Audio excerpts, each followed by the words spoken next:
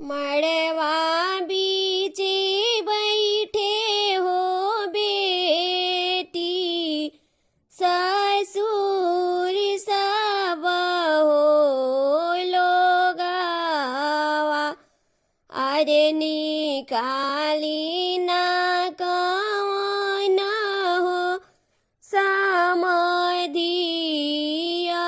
पानी हो पुतरिया।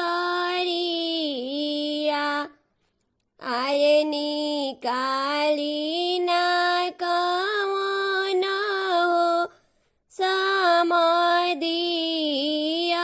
पानी हो पुतरिया।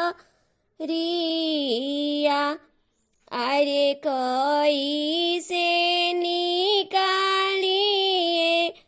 समाधिया पानी हो पुतरिया। अरे माड़ावा निकलते समाधि कापेला हो शरीरावा।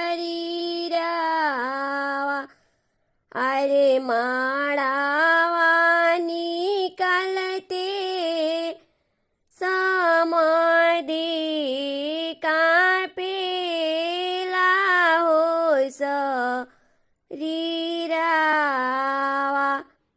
अरे कथिए कियवनिए समाधि कथी ये हो पियवनी। अरे कहाँ में रखनिए समाधि ऐसन सुंदर पुतरिया।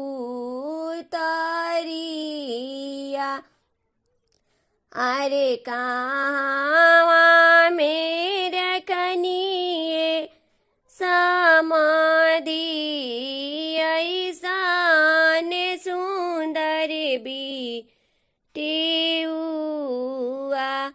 दहिया खियवनिए समाधि दूधवा हो पियवनी। अरे खोआ खियवनिए समाधि दूधवा हो पियवनी। अरे सोने के पिजड़वा हो समाधि पुतरिया के हो रखनी।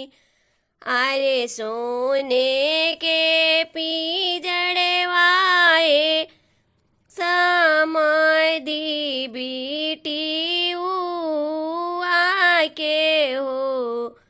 अरे सोने के पिजड़वाए समाधि बिटिया के हो रखनी।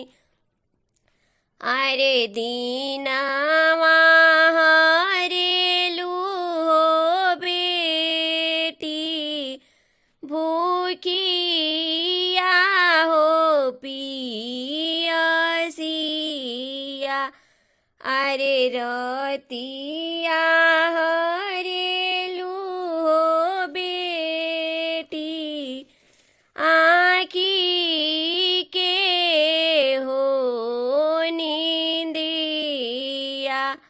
अरे हमारा के छोड़ी हो बेटी, जालू